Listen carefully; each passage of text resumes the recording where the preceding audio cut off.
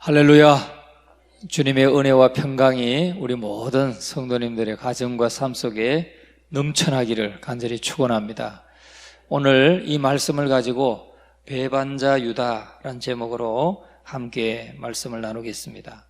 다윗이 시편 41편 9절에 절규하면서 호소한 기도문이 있습니다. 그 기도문은 바로 이 가룟 유다의 배신을 의미한 예언적인 시입니다. 시편 41편 9절 같이 한번 찾아볼까요? 시편 41편 9절 바로 유다의 배신을 의미하는 예언시입니다. 시편 41편 9절 832페이지에 있습니다. 832페이지 같이 한번 읽어봅니다. 내가 신뢰하여 내 떡을 나눠 먹던 나의 가까운 친구도 나를 대적하여 그의 발꿈치를 들었나이다. 내가 신뢰하여 내 떡을 나눠 먹던 나의 가까운 친구도 나를 대적하여 그의 발꿈치를 들었나이다. 사실 다윗의 삶에도 마지막에 자기 아들 압살롬이 반란을 일으킬 때에 자기의 가까운 친구가 그 압살롬과 손잡고 반란을 일으키는데 도왔던 친구가 있습니다. 그로 인해서 아마 이 시를 썼을 것입니다. 그러나 이것은 바로 가룟 유다의 그 배신을 의미하는 예언적인 시이기도 하다는 것입니다. 이 말씀을 시편 41편 9절의 말씀을 예수님께서 인용하신 것입니다. 오늘 이 본문의 말씀은 인용하신 것입니다. 요한복음 13장 18절에도 이렇게 말합니다. 내가 너희 모두를 가리켜 말하는 것이 아니니라. 나는 내가 택한 자들이 누구인지 알미라. 그러나 내 떡을 먹는 자가 내게 발꿈치를 들었다 한 성경을 응하게 하려는 것이라. 그러니까 시편 41편 9절을 응하게 하려고 이 말씀을 한다 하고 예수님께서 인용하신 것이죠. 내 떡을 먹는 자가 내게 발꿈치를 들었다 한 성경, 즉 시편 41편 9절을 응하게 하려는 것이니라. 그렇게 말씀하신 거예요. 주님은 그의 12제자 중에서 배반자가 있을 것이라는 것을 일찍부터 아셨습니다. 그러니까 예수님은 12를 택하시고 훈련을 하시면서도 이 중에서 나를 배반할 자가 있다 하는 것을 아셨고, 가룟 유다가 배반할 것이라는 것을 일찍부터 아셨다는 거죠. 이미 다 알고 계셨습니다. 오늘 본문에서 그러한 사실을 구체적으로 언급하고 계시는 것입니다. 그러면 주님의 12제자 중에서 왜 이런 배반자가 나와야 했는가 하는 것입니다. 왜 이런 배반자가 나와야 했는가? 우리는 배반자 유다를 단순히 어떻게 배반할 수 있는가 정죄만 하기에 앞서서 이 배반자 유다를 통해서 예수님께서 우리에게 주시고자 하는 교훈이 뭔가 하는 것이죠. 단지 그 나쁜 놈 어떻게 스승을 배반할 수 있어? 하고 정죄만 하는 것에 그칠 것이 아니라 왜 배반자 유다가 있는지, 그 배반자 유다를 통해서 주시고자 하는 교훈이 뭔지, 이것을 우리가 깨닫는 것이 중요하다는 것이죠. 첫째는 배반자에 대한 주님은 사랑으로 호소하십니다. 주님은 배반자에 대해서 사랑으로 호소하고 계시는 것입니다. 오늘 예수님은 사내들인 공회가 예수님을 죽일 기회를 찾고 있다는 사실을 다 알고 계셨습니다. 음모를 꾸미고 있다는 걸 알고 계셨고, 또 주님 당신이 이 땅에 오신 그 목적, 바로 대속제물로 십자가에서 죽게 되는 그 죽음의 시각이 당신에게 다가오고 있다는 것을 알고 계셨습니다. 우리 사람들도 그렇잖아요. 정부에 쫓기는 사람은, 어떤 누구인가에 쫓기는 사람은 그 위기를 느끼고 있습니다. 내가 이러다가 언젠가는 이런 어려움을 당하겠구나. 대부분 많은 사람들이 느낄 수 있습니다. 그것처럼 주님도 느끼고 계셨다는 거죠. 또 죽음의 시각이 임박해 오고 있다는 것을 알고 계셨습니다. 마가복음 10장 33절에 다 말씀하셨고, 또 내 때가 가까웠다. 내가 곧 십자가를 지고 죽게 될 것이다. 이 말씀을, 그리고 3일 만에 살아나야 할 것이다 하는 말씀을 계속해서 하셨습니다. 그런데 슬프게도 주님을 희생시키는 일에 제자인 유다가 거기에 가담했다는 사실입니다. 이것이 가슴 아픈 사실이란 거죠. 물론 주님은 가룟 유다가 아니라도 이사야서 53장의 말씀을 따라서 주님은 성경대로 십자가를 지게 되고 그의 사역을 이루실 것입니다. 가룟 유다가 아니라도 충분히 가룟 유다가 아니라 대제사장이나 또 로마 군인이나 이런 사람들을 통해서 아니면 아주 사악한 그 유대인들을 통해서 충분히 성경대로 죽게 되시고 그래서 우리의 죄를 다 대속하시는 사실을 이루실 텐데 거기에 왜 사랑하는 제자가 포함되었는가 하는 것이죠. 왜 사랑하는 제자가 포함되어 있는가? 그래서 주님은 유다를 보시면서 마지막 순간까지도 유다가 돌이키고 회개하기를 기회를 주시고 있는 것을 우리가 볼 수가 있습니다. 그러면 무엇을 유다에게 보여주고자 하셨는가 하는 거죠. 유다가 마음을 돌이켜서 회개하고 돌이키기를 원하시고 유다에게 말씀하셨는데 자신이 인류의 메시아이심을 다시 깨우쳐 주셨습니다. 메시아로 오셨다는 것을 깨우쳐 주셨어요. 주님은 최후로 가룟 유다에게 자신이 메시아임을 믿게 하고자 하셨습니다. 당신으로 말미암아서 실족하지 않기를 바라셨습니다. 그래서 최후의 만찬석에서 일부러 유다가 듣도록 말씀하신 것이죠. 유다가 듣도록. 우리가 17절 18절을 같이 한번 읽어봅니다. 저물매 그 12를 데리시고 가서 다 앉아 먹을 때에 예수께서 이르시되 내가 진실로 너희에게 이르노니 너희 중에 한 사람 곧 나와 함께 먹는 자가 나를 팔리라 하신대. 그리고 이 18절에 너희 중에 한 사람 곧 나와 함께 먹는 자가 나를 팔리라. 공개적으로 말씀하신 거예요. 그러면 지금 대제사장들을 만나고 예수님을 넘겨줄 기회를 찾고 그런 걸 모의한 유다는 그 사실을 지금 이 마지막 날 밤에, 그러니까 이제 목요일 날 밤에 유월절을 지키면서 말씀을 들었는데 회개해야 되잖아요. 회개하고 돌이켜야 되는데 그러니까 일부러 유다가 다 듣도록 이렇게 말씀하신 것입니다. 그런데 12제자 중에 주님을 팔 자가 있다는 것 참 믿을 수 없는 일이죠. 믿을 수 없는 일입니다. 다른 사람은 몰라도 스승을 사내들인 공회 대제사장들에게 팔기로 한 사람이 제자 중에 있었다는 거 정말 믿기지 않는 사실입니다. 그런데 유다는 주님의 경고성 이 말씀을 듣고도 돌이키지 않았다는 거예요. 회개하지 않았습니다. 자신의 잘못된 생각을 고쳐야 했는데 고치지 않았습니다. 어떻게 주님이 나의 배반을 아셨을까? 아마 그러지 않았겠습니까? 속마음을 들켰잖아요. 지금 예수님이 공개적으로 나와 함께 먹는 자가 나를 팔리라 말씀할 때에 가룟 유다 같으면 아니 어떻게 알았지? 우리가 흔히 하는 말로 아니 어떻게 알았지? 내 속마음을 확 들켰으니까 깨달았어요. 경각심을 갖고 정말 회개하고 돌아와야 되는데 그러지 않았다는 거예요. 그러니까 은밀한 중에 행한 이 사람의 중심을 하나님은 다 알고 계시다는 사실을 우리가 알아야 됩니다. 오늘 유다뿐만 아니라 우리의 마음에 먹는 생각들, 우리가 가지는 생각들, 우리가 행하는 모든 생각들을 하나님은 다 알고 계시다 하는 사실을 우리는 잊지 말아야 된다는 것입니다. 예수님은 유다에게 최후의 순간에까지라도 주님이 메시아인 것을 믿고 실족하지 않게 하시려고 주님은 이 말씀을 지금 공개적으로 하신 것입니다.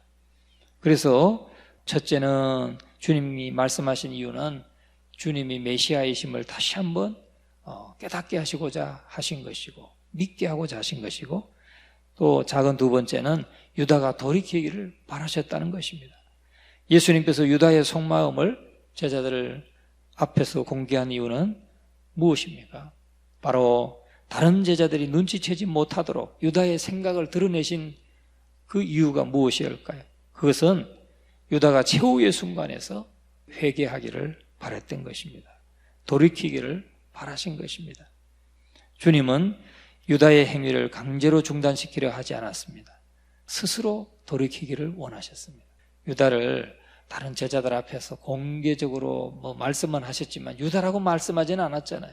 그러니까 속마음은 들킨 이 유다가 회개하고 돌아왔어야 되는데 결국은 이 유다는 돌아오지 않았습니다.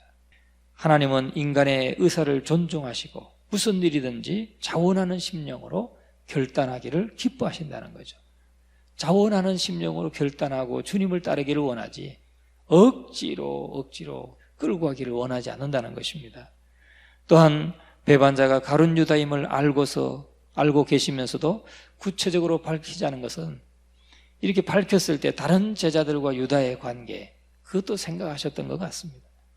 우리는 이렇게 주님이 그 사랑으로 호소하고 계시다는 것, 이것을 알아야 될 것입니다. 주님의 사랑의 호소는 오늘도 우리 이 시대를 살고 있는 저와 여러분들에게 여전히 우리의 귓전에 맴돈다는 사실입니다. 우리는 그 음성을 들어야 된다는 것이죠.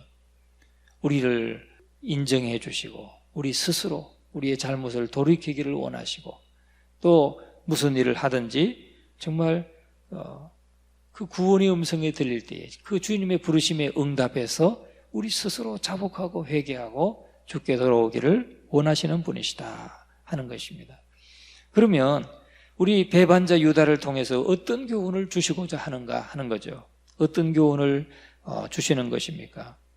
신실한 11 제자에 못지않게 우리에게 주는 교훈이 크다는 사실입니다. 첫째는 오늘 이 시대를 살아가는 성도들에게 자기 성찰의 기회를 주신다는 거예요.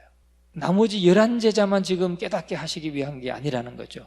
오늘 이 시대를 살아가고 있는 저와 여러분들에게도 자기 성찰의 기회를 주신다 하는 것입니다. 주님께서 제자들에게 자신을 팔 자가 있다 하실 때에 제자들은 놀라면서 말하죠. 주님, 내니까 나는 아니지요. 이런 말이죠. 19절, 20절 같이 한번 읽어보겠습니다. 그들이 근심하며 하나씩 나는 아니지요 하고 말하기 시작하니 그 나머지 11명도 나는 아니지요.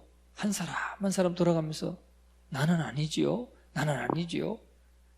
그렇게 물어봤다는 것이죠. 여러분, 이런 반응은 비록 그 순간 그것이 순간일 수는 있지만은 자신들의 믿음과 행위를 되돌아보게 하는 것입니다. 여러분, 있을 수 없는 일이 분명히 그들 중 하나로부터 지금 일어나는데 우리는 첫째로 자신의 믿음을 과신해서는 안 된다는 거예요. 오늘 이 제자들이 모두가 돌아가면서 다 나는 아니지요 라고 물어봤는데 물론 그 사람들은 그런 생각을 해본 적이 없었겠죠. 그런데 주님이 말씀하시니까 지금 자신들을 돌아봤을 것입니다. 우리는 예수님을 그렇게 팔고 매도하고 할 생각이 우리는 없었잖아요. 아마 이 자리에 계신 분들 아무도 없을 거예요. 그러나 우리도 돌아봐야 된다는 거예요. 우리도 자기 자신을 돌아봐야 됩니다. 때로는 어떤 경우는 우리에게 위협이 오고 큰 손해가 나고 아니면 북한과 같은 세상이 올지 어떻게 합니까? 북한과 같은 세상이 안 온다고 우리가 어떻게 장담할 수 있습니까? 우리가 하나님 앞에 바로 서지 못하면 대한민국 넘어질 수 있습니다. 우리는 지금 중요한 때에 지금 와 있습니다. 이제 다음 주면 그걸 결정해야 되는 때입니다. 역사를 보세요. 나라를 세워서 고구려도 그 넓은 땅을 차지했던 고구려도 저 북간도까지 다 차지했다고 하는 고구려도 망했고 2조 600년이잖아요. 600년인데 망했고 망한 거예요. 물론 우리 민족은 그대로 있지만은 나라는 망했잖아요. 대한민국 세운 지 이제 얼마 안 됐는데 100년도 안 됐는데 지금 이제 대한민국이 망하느냐 존속하느냐 여기 중요한 결정이 다음 주예요. 다음 주. 제가 지금 정부만 욕하려고 하는 게 아닙니다. 지금 우리가 너무나 중요한 때에 와 있다는 거죠. 이 정부는 지금 토지공 개념을 얘기하고 계속해서 사회주의를 학습시키고 있어요. 우리에게. 그러면서 총선이 끝나면 사회주의를 변경하겠다. 여당은 이미 발표했습니다. 그런데도 지금 그 당을 찍겠다고 난리예요. 그런 사람들, 아직도 그런 사람들이 있습니다. 그런 사람은 결국은 김정은이 밑으로 들어가는 거예요. 저기서 못 살겠다고 지금 탈북해서 뛰쳐나온 사람만 해도 수십만인데 우리나라에 온 사람만 3만 5천여 명 되고 중국에까지 나온 사람 합하면 10만이 넘어요. 15만이 넘는다고 하는 것 같아요. 그런 압제에서 못 살겠다 하고 배고파서 나오고 못 살겠다 나오는데 지금 우리는 그쪽으로 가겠다는 겁니다. 여러분, 우리 바짝 긴장하고 사람들 우리가 설득해야 됩니다, 지금. 그런데 우리 자신의 믿음을 과신해서는 안 된다는 거예요. 그런 위기가, 우리 위험이, 생명을 위협하는 위험이 우리에게 닥칠 때에 우리가 어떻게 할 것인가? 6.25 때나 일제시대 때 예수님의 사진을 놓고 밟고 지나가라고 했다고 하는 그 일화들이 있지 않습니까? 인민군이 내려와서 너 이거 밟고 지나가면 용서해 주겠다, 살려주고 그렇지 않으면 죽이겠다, 그랬던 사람들 많이 있습니다. 그런 위기가 우리에게 닥쳐오지 않으리라고 우리가 장담할 수 없습니다. 그러면 여러분, 우리는 자신의 믿음을 과신해서는 안 된다는 거예요. 늘 깨어 있어야 된다. 유다를 보면서 우리는 깨어야 된다 하는 것입니다. 유다를 보면서. 두 번째는 자신이 주님을 배신하는 길을 걷고 있지는 않은지 깊이 묵상해야 된다는 거죠. 내가 지금 이렇게 지금 걸어가는 이것이 주님을 배반하는 길로 가고 있지는 않은가, 주님을 배신하는 길로 걷고 있지는 않은가, 깊이 묵상해 봐야 된다는 것입니다. 그리고 내 안에도 주님을 배반할 위험한 요소가 있다는 것을 겸허히 인정하고 성령님을 의지하는 영적 생활을 게을리하지 않아야 된다는 거예요. 영적인 생활을 지금처럼 깨어 새벽에서 이게 기도하는 사람은 그런 위기가 순간 닥쳐왔을 때 이겨낼 수 있겠죠. 성령을 의지하지 않으면 얼마든지 넘어질 수 있다는 거예요. 여러분, 사람이 그렇잖아요. 내가 손해가 딱 닥친다 생각하면 거짓말할 수 있잖아요. 그런 연약함이 우리 모두에게 있는 것입니다. 내게 불이익이 딱 다가오면 직장에서 딱 승진이 누락되고 내가 이거 한번 대답 잘못하면 내가 진급 승진도 안 되고 내가 퇴사해야 된다, 뭐 그런 위기가 오면 살짝 거짓말할 수 있잖아요.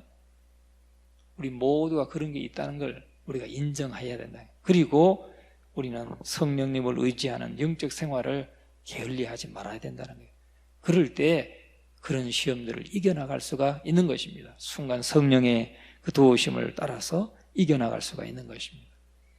그래서 우리가 자기 성찰의 기회를 보아야 된다. 유다를 보면서. 두 번째는 위로와 함께 경각심도 일깨워준다는 것입니다. 유다의 배반은 때때로 교회를 이탈한 양떼를 인해서 괴로워하는 목자들에게 위로를 줄 수 있습니다. 이야, 그렇잖아요? 성도들이 떠나갈 때 얼마나 그 마음이 아프겠어요. 여러분도 마찬가지인데 그 앞에서 인도하는 목회자는 마음이 어떻겠어요?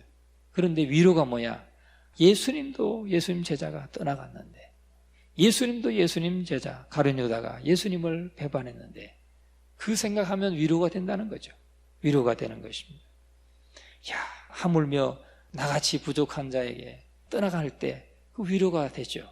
그런데 유다라는 사람을 통해서 우리는 만세대역을 진 자기 백성들로 하여금 권속 가운데 배반자가 들어있다는 것을 보고 넘어지거나 충격받지 말라 하는 위로를 주고 경각심을 준다는 것입니다. 왜냐하면 교회 머리 대신 그리스도께서 체험하신 것은 그분의 지체된 우리에게도 일어날 수밖에 없기 때문입니다. 예수님도 겪은 일이기 때문에 우리에게도 일어날 수 있다는 것입니다.